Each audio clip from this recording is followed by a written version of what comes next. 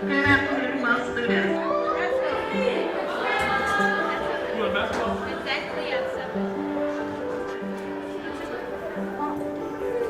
I think we have misconceptions about adolescents and about youth, what we think is important to them or that they don't care about things.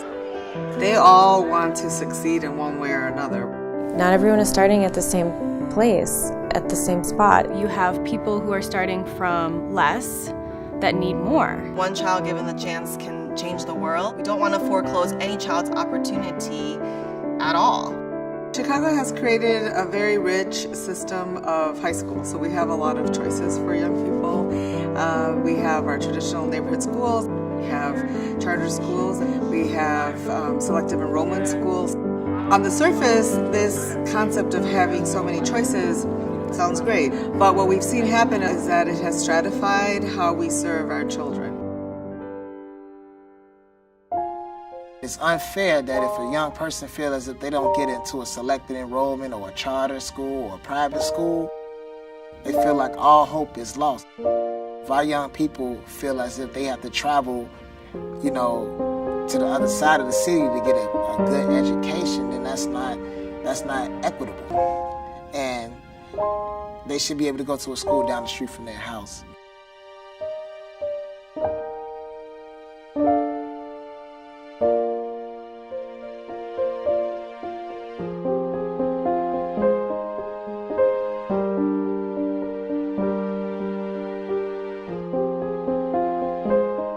You can't really blame people for having a negative perception of their neighborhood high school because, for several years in a row now that school hasn't been invested in.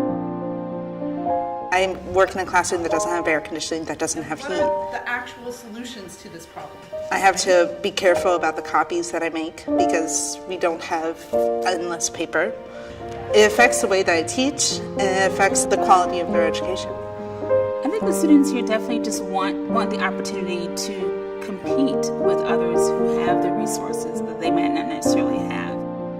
We have tiles missing from the floors. The books are super old, computers outdated, and just go on and on. The field is not fit to play on, so we can't have sporting events at our school. We can only practice on our field. It's unfair because the students that go to Foreman are not worth any less than the students that go to the selective enrollment schools.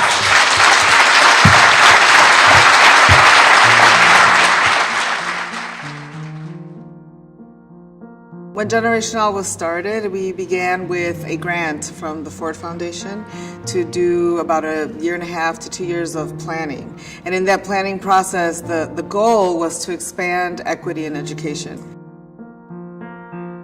And even defining what equity meant was part of our process. But the partners that came together to do that work were the Chicago Community Trust Foundation, the Chicago Public Schools CEO at the time, and Karen Lewis, the president of the Chicago Teachers Union.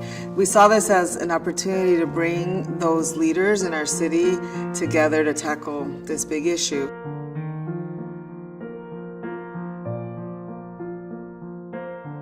We need to make sure that high-quality learning opportunities are available to students who don't have them. We want to celebrate our neighborhood public high schools. We also want to take action. We want to begin to mobilize people in supporting neighborhood public high schools and their students. And ultimately, we know that healthy neighborhood public high schools are critical to the vitality and the prosperity of our city. And we should have safe spaces for every child in this city to flourish.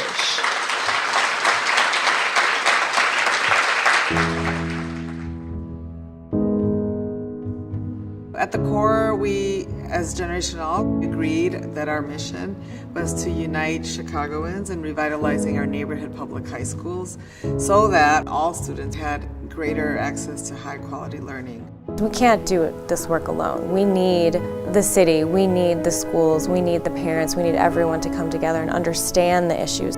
We knew very quickly that our intent from the beginning was to bring together people that represent a wide variety of perspectives in our city. So we assembled a group that included educators, principals, and teachers, also students.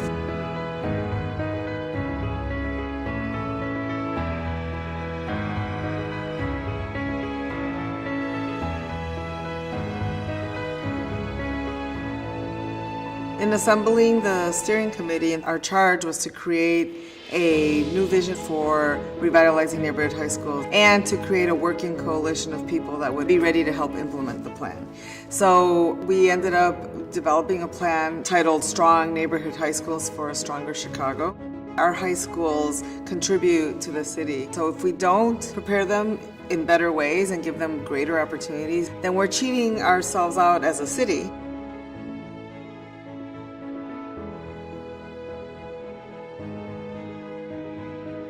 Equity is about staying focused on outcomes. Outcomes because we want all our kids to get an education that will prepare them to lead productive lives. When every young person in the city has access to a high quality education at their neighborhood public school, every young person in the city will have an opportunity for a healthy, happy life. I think the whole vision of it is around equity, so making sure that every young person gets what they need to be successful and make sure that we're really serving the best interests of young people in our communities. I think that the approach that Generation All took was unique because for the first time we were really in the room with community development organizations. It broadened my perspective and brought me in contact with some people that I don't think otherwise I would have met. I think we have to be reminded that we all care about the kids first and foremost, and that we create a city where students can get a great education. One group that we've been really fortunate to develop relationships with and work with are the principals. I think he was in the original campus. Okay. Meeting with them one-on-one to figure out what were the challenges that they were facing, what are their hopes and dreams for their school. Generation All believes that it takes a village, and I believe it takes a village. And they're trying to bring together minds from all different fields of the community.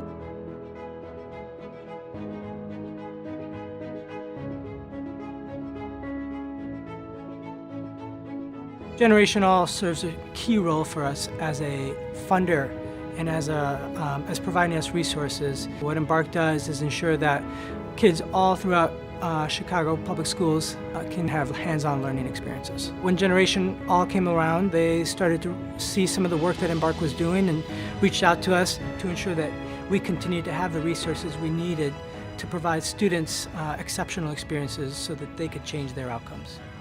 Since we started to work with Generation All, we've been able to ensure that 2 new schools have access to Embark programming. For us, the grant from Generation All really kind of fueled and catalyzed our work with high schools, and the schools have implemented action plans and actually seen some improvements this fall as a result of some of the changes that they made.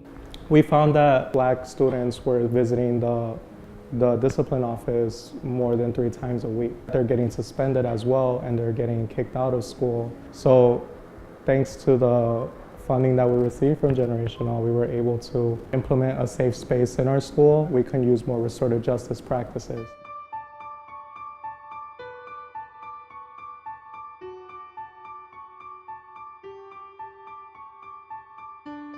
If given the opportunity, today's children can improve our schools with us.